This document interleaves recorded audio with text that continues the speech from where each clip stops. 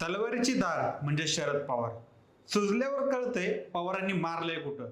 जिकडं म्हातारं फिरतंय तिकडं चांगलं होतंय.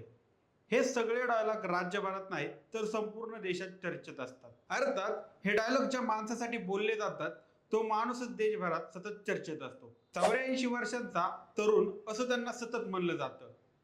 याचं कारण म्हणजे ते वयाने जरी म्हातारे झाले असले तरी ते विचाराने तरुणाईला लाजवतील अशा प्रकारे त्यांनी विचार करण्याची क्षमता आहे. खरं तर हा व्हिडिओ काही शरद पवार यांच्या जीवनाबद्दल नाही, पण शरद पवार यांच्या संबंधित काही जरी सांगायचं म्हणलं तर त्यांच्या कौतुकाच्या गोष्टी आपोआप बाहेर येतात. विधानसभा निकाल 23 नोव्हेंबरला लागल्यानंतर शरद पवार यांचं राजकारण संपलं अशा बातम्यांनी वेग घेतला. आता महाविकास आघाडीचे प्रमुख नेते शरद पवार असल्याने जर शरद पवारच राजकारण संपलं असेल तर महाविकास आघाडीतील काँग्रेस आणि ठाकरे गटाचा पुढं काय होणार? का शरद पवार पुन्हा काय डाव खेळू शकतात हेच समजून घेऊया या व्हिडिओच्या माध्यमातून. नमस्कार, मी सनी आणि तुम्ही पाहताय दैनिक राज्य लोकतंत्र. विधानसभा निवडणूक 2024 चा निकाल 23 नोव्हेंबरला लागला. 22 नोव्हेंबर पर्यंत महाविकास आघाडीला आपली सत्ता येणार असा आत्मविश्वास होता. खासदार संजय राऊत यांनी तर आम्ही निकाल लागलेल्या संध्याकाळी सत्ता स्थापनेचा दावा करणार आहोत असं वक्तव्य देखील केलं होतं. दुसरीकडे शरद पवार यांनी विधानसभा निवडणुकीत 70 पेक्षा जास्त सभा घेतल्या होत्या. लाडक्या बहीण योजनेला सुरुवातीला टार्गेट करून खोडून काढण्याचा प्रयत्न देखील महाविकास आघाडीने केला होता. पण ज्याप्रमाणे राज्यातलं राजकीय वातावरण फिरलं हे अगदी महायुतीलाही पचवणं अवघड जात आहे हे वास्तव्य आहे. 2019 नंतर राज्याच्या राजकारणाला नाट्यमय घडामोडींना सुरुवात झाली. राजकारणात कधीही एकमेकांचं तोंड न बघणाऱ्या शिवसेना, काँग्रेस आणि राष्ट्रवादी यांनी एकत्र येऊन सत्ता स्थापन केली. यानंतर एकनाथ शिंदे यांनी पक्ष फोडून 30 जून 2022 साली घेतलेली मुख्यमंत्री पदाची शपथ, शिंदेच्या हातावर हात मारत राष्ट्रवादी फोडून अजित पवारांनी 2 जुलै 2023 रोजी उपमुख्यमंत्री पदाची घेतलेली शपथ, या सगळ्या गोष्टींमुळे महाराष्ट्राचं राजकारण गढूळ झालेलं आहे. यानंतर लोकसभेला शरद पवार आणि महाविकास आघाडीची बाजू वरचढ दिसून आली होती. यामुळे महाविकास आघाडी विधानसभेला महायुतीला चितपट करेल असं सगळ्यांना वाटत होतं, ते निवडणुकीच्या दिवसापर्यंत. पण निकाला दिवशी म्हणजेच 23 नोव्हेंबरला महाविकास आघाडी सोबत महायुतीला आश्चर्यचकित करणारा निकाल लागला. महायुतीला जवळपास 233 जागा मिळाल्या, हा एक राजकीय विक्रम झाला आहे हे सगळ्यांना माहीत आहे.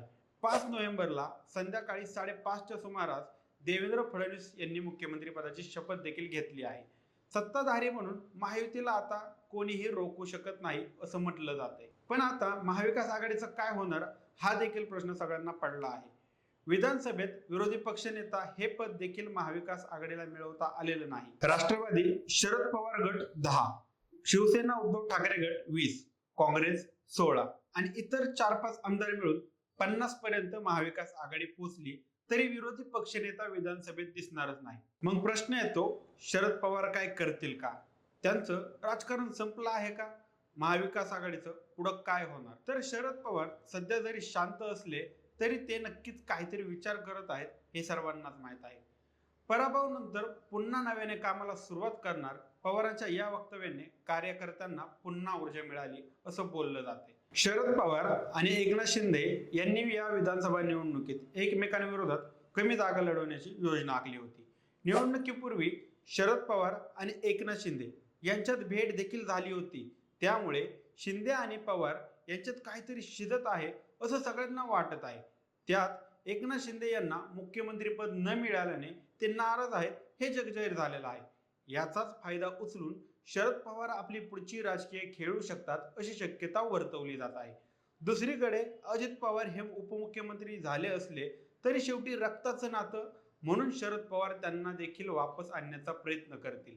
म्हणजेच महाविकास आघाडीच्या 50 जागा प्लस एकनाथ शिंदेच्या 57 जागा प्लस अजित पवारांच्या 41 जागा मिळून 148 जागांची बेरीज मारून पवार बसले असतील असं म्हणलं जाते. सत्ता स्थापनेसाठी 145 जागांचा आकडा पार करण्यासाठी शरद पवार एकनाथ शिंदेंना मुख्यमंत्री पदाचं आमिष देतील, तर अजित पवार तिकडं उपमुख्यमंत्री आहेत, इकडं आले तरी ते उपमुख्यमंत्रीच होतील असं शरद पवारांचं गणित असणार आहे. त्यामुळे महाविकास आघाडी कोण टिकवू शकत असेल तर ते फक्त शरद पवारच आहेत. आणि जर यापुढेही जाऊन शरद पवारांनी आपल्या पक्षाचा आणि स्वतःच्या वयाचा विचार केला तर शरद पवार हे महायुतीसोबत जाऊ शकतात. ही खरंच मोठी गोष्ट मी बोलत आहे, पण ते शरद पवार आहेत. भल्या भल्यांना त्यांनी धक्के दिलेले आहेत. 1977 पासून शरद पवार हे राजकारणातील चाणक्य म्हणून याच गोष्टीमुळे ओळखले जातात. ज्याप्रमाणे स्वतःवर आल्यानंतर उद्धव ठाकरे यांनी आपली विचारधारा जुळत नसताना काँग्रेस आणि राष्ट्रवादी सोबत जाऊन मुख्यमंत्री पद गळ्यात पाडून घेतलं, त्याचप्रमाणे आपला पक्ष संपताना पाहण्यापेक्षा शरद पवार पुन्हा एक शेवटचा डाव खेळून अजित पवार यांच्याकडे पक्षाची सर्व सूत्र सोपवू शकतात. शरद पवार यांच्या पुढच्या राजकारणाबद्दल तुम्हाला काय वाटतं? तुमची मते आणि प्रतिक्रिया आम्हाला कमेंट करून नक्की कळवा. आणि जर राज्य लोकतंत्र चॅनलवर नवीन असाल तर चॅनलला सबस्क्राईब करायला विसरू नका. धन्यवाद.